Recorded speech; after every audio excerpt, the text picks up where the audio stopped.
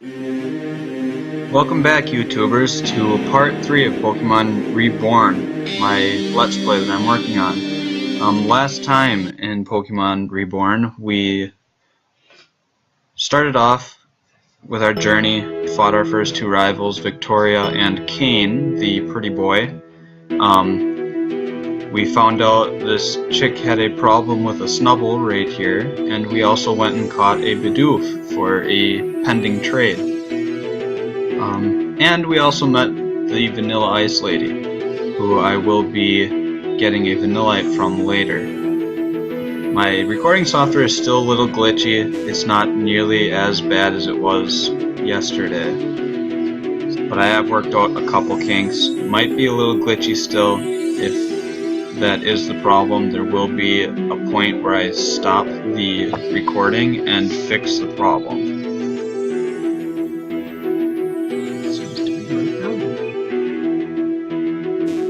So at this rock, there is an awakening. I found that out in a test previously. Also, I checked how much money I had from fighting the guy who was blocking one part of the bridge, and I still don't have enough to get the vanilla ice cream from the Vanilla Ice Lady, which is what I happen to have dubbed her as.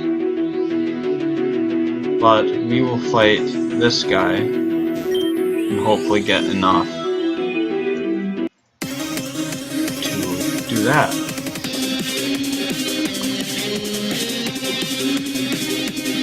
And during this fight, I just want to give a shout out to Gamer Zeke, who also happened to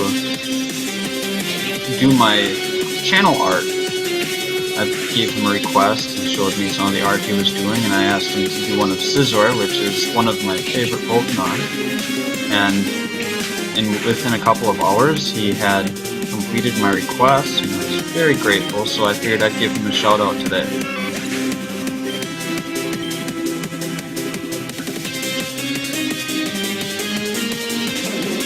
In other news, it is snowing here. Just thought I'd let everybody know that, especially some of my subscribers. One of them has never seen snow before and he wants to, and I'm just gonna publicly say, you don't want to.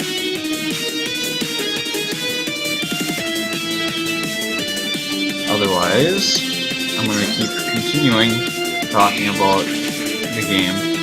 Today I have a couple of things I plan on doing. I don't think I'm going to make it to the trade spot today, just because of the fact that it's actually quite a ways from where we currently are in the game. Not too much. It should be in the next episode though. And it looks like I'm in serious trouble here with this Bellsprout. Or I can pull through. So I'm gonna go heal quick, and I will catch you guys on the other side. No! The sunshine went away, and so did Vanilla Ice Lady. Crap. Alright, so I'm gonna go back in the Grand Hall again, and I'm going to go back and change my date and time so that Vanilla Ice Lady reappears, because that ruins my plans. Alright, so we're back. We're gonna head outside. Hopefully it's sunny again, because yay, it's sunny. Vanilla Ice Lady.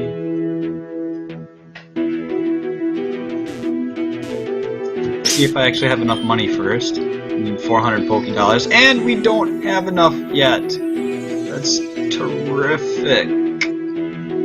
So now I'm just gonna go up on the bridge, hopefully find some guys that want to fight, so I can get that 400 Pokédollars, so I can get that Vanillite from Vanilla Ice Lady. Speaking of which, look at what the cat dragged in. Her or me? Hopefully she drags in the rest of my 400 Pokédollars, that's for sure. It's a Meowth. There is one way to make a crap ton of money and get a lot of nice items in this game. It involves building a payback and pickup team, where you just form a team with Pokemon that can use Payday, i.e. Meowth and Version. Also putting Pokemon that have pickup on your team, so that while you're running around getting into fights, you can pick up random items. I have not personally use that method because I've never really needed to. I just normally grind for my levels in grass, but I know some people don't really care for that. Also, I never was really in need of much of the items that pickup could give you until I got towards the 8th gym badge in my other save file, and it turned out that my Pokemon were severely underleveled for that area. So that's when I kind of wished I had rare candies, and I couldn't quite afford them where they were being sold. So that kind of put a halter in my plans. And that's when I basically realized I could record stuff on my computer and decided to start this Let's Play.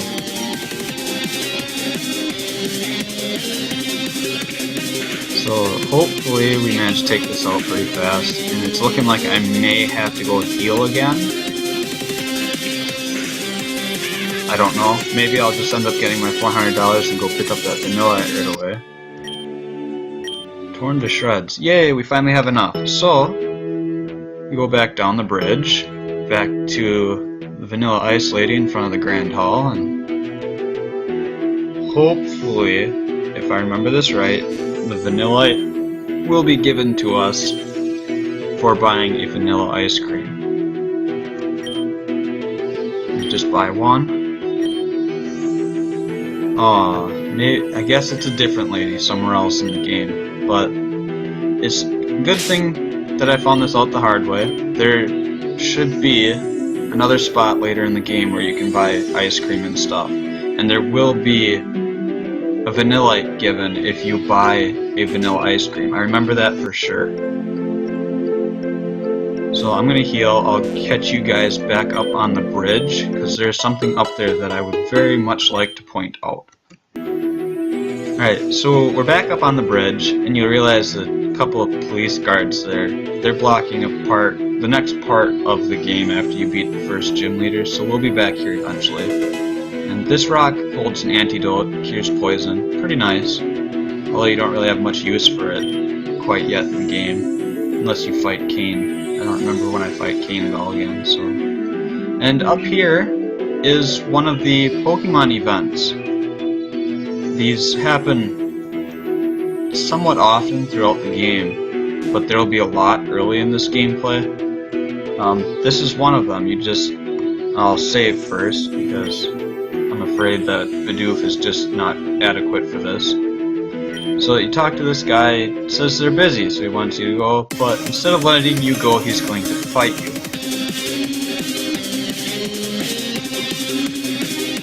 Youngster Randy is a Trubbish, level 6, poison type. Looks like Renji might be able to do this. I don't know. We'll see.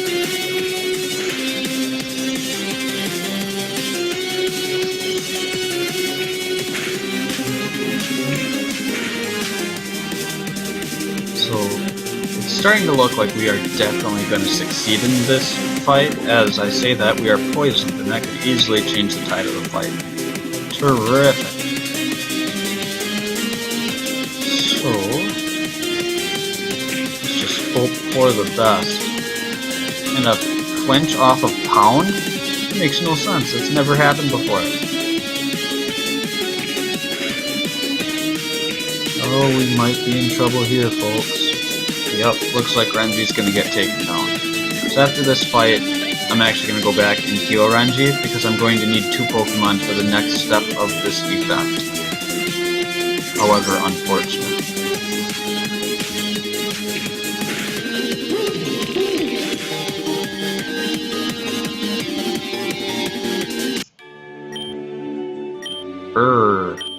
$36 Pokédollars.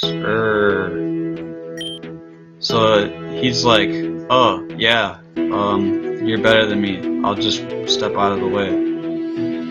Step off, kid.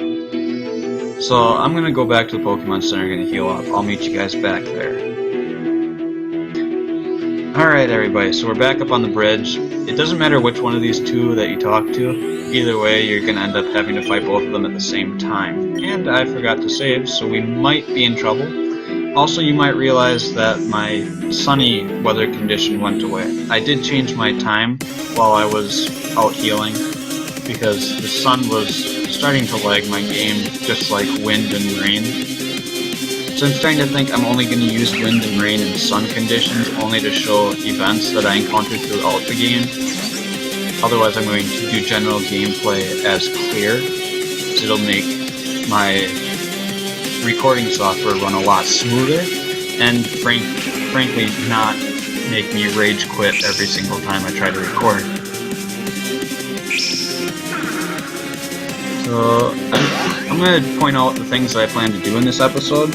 I had planned on hopefully that Vanilla Ice Lady giving us the Vanillite I had supposedly thought that she would give us, so we've already crossed that off. And the other thing I really wanted to do today was I want to get the old rod, and I'll show you guys where to get that once I finish up here on the bridge. And Renji got killed again. He's really sucking right now, and I need him to get stronger for the trade. So you defeat these guys, kind of pushovers, if basically because your starter is going to be higher than level 6 by this point. So he kind of he steps off. They never leave this spot, but here you can get a Panpour. So it's going to want to join you because you saved its life. Alright, so I'm sorry about any breaks in the sound quality here, but I had to go do something. So we're going to name this Panpour after another beloved Bleach character. We're going to name it Rukia. I don't know, it never tells you if it's a guy or a girl this way, when the Pokemon just joins you. So we're really hoping it's a female, otherwise there is a name raider that I will be visiting today as well. So we're just going to name it Rukia, and it's going to join our team, because we have open slots. Debating going and healing. Yeah, we might as well. I'm not sure about using the Panpour on my team, considering that we do have the Scoo the Piplup, and it's already a water type. So I think I might just hold Panpour for now and put it in the computer later as the team starts to develop. Like I said, I would be using the same Pokemon for my other save file, but I don't think I'm going to revert back to that save file because of what I mentioned in the last episode, that Piplup has an amazing ability that I don't really want to let go of. So I'm not going to put Panpour back in front, I'm going to keep Bidoof there. And I'm going to do a quick jump. It's going to be back up by where I just got Panpour. Okay, so here we are. We're going to keep going this way. We're going to do a full loop of the bridge so that I can show everything that's here, what trainers are fightable and whatnot. And this guy looks to be one of them. Perhaps this city shall be a fitting entrance to my battling career.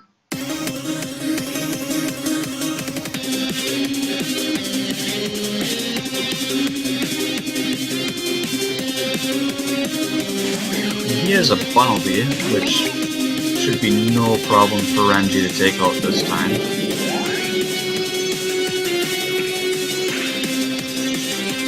Oh yeah, this is going to be an easy defeat. And who knows, maybe we'd see level 7 in Renji's future.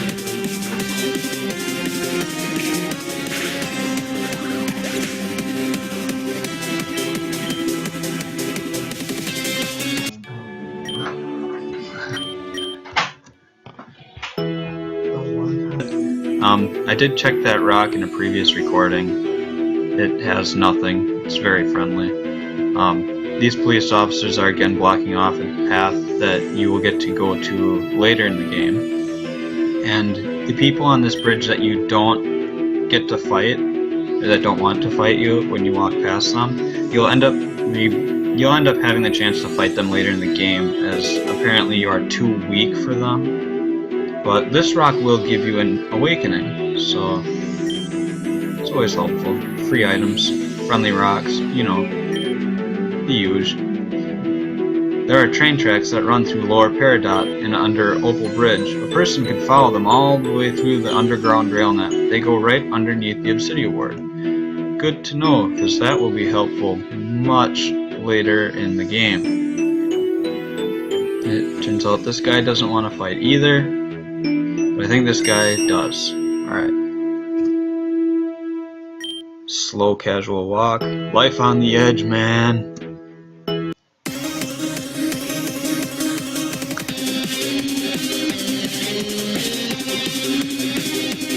Street Rat Andreas sends a level 5 Apom. And I totally forgot to go heal. Hopefully this fight will be pretty easy for Renji. I really want Renji to get stronger before I have to trade him. It'll make my life so much easier. And it's looking like he's gonna die, so I'm actually just gonna go switch out for School. And it turns out Rukia is a guy. That's not right at all.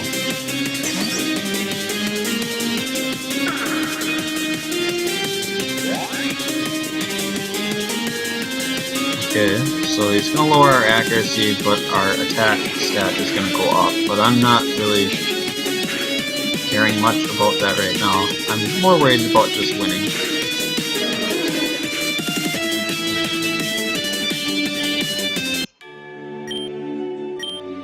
Alright, 10 Pokédollars? God, you are poor. Poor man. Rock rubble that gives you nothing. Guy that doesn't want to fight. Okay, I'm gonna go heal, and I will meet you guys back at one of the entrances to the Lower Peridot Ward over by the train station. Alright, so we are now in the Lower Peridot Ward. This is the alleyway entrance closest to the Grand Hall, where the two cops had been standing here and here. And this rock, I believe in the first episode, didn't give us anything. So now we are finally allowed to go up through here because they managed to capture their culprit. And this is a nice little interesting event kind of guy. You can talk to him. He's gonna want, I believe, a total of 200 Pokédollars, and then he'll go and move. So I'm actually gonna save here, and I'll do this quick.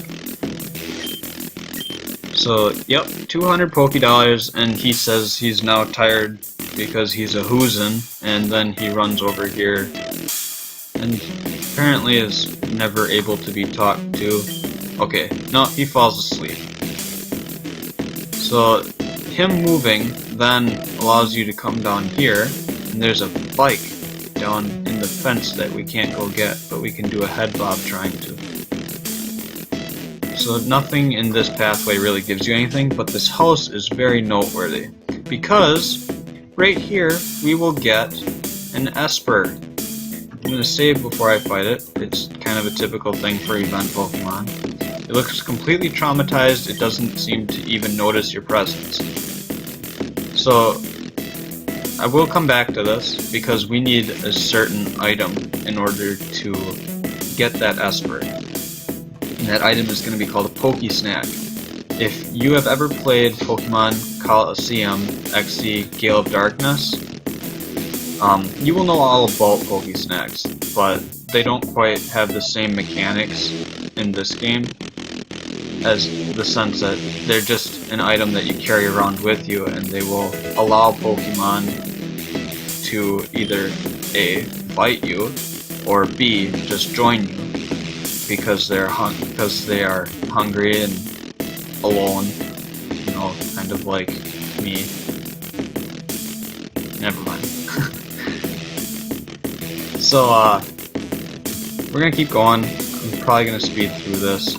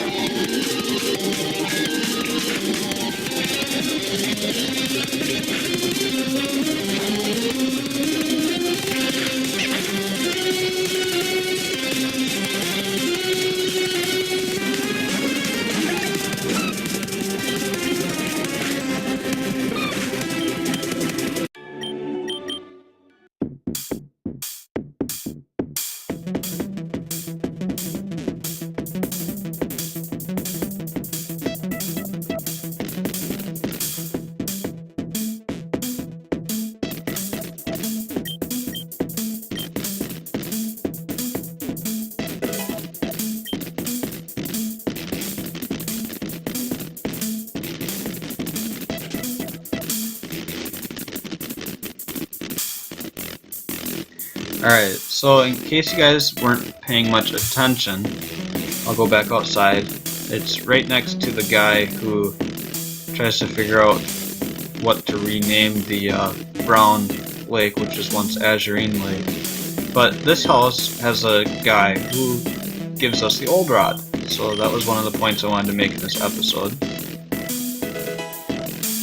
So you get the old rod, and I will show the name raider too. I believe he lives just up the street. This little sign. Yep, home of the official name raider. He's lonely man, table, 2 chairs that are obscenely far away from his table, couple couches. I never quite figured out what these were, but apparently you can walk through them. And him all alone at his table, probably because he changes people's names all the time. But I think that this will be a spot to stop for this episode. So leave a like if you enjoyed the episode, subscribe if you want, and next time we'll be viewing these houses right away and going back over towards that direction where I didn't go a little bit ago. So I will see you guys next time on Let's Play Pokemon Reborn.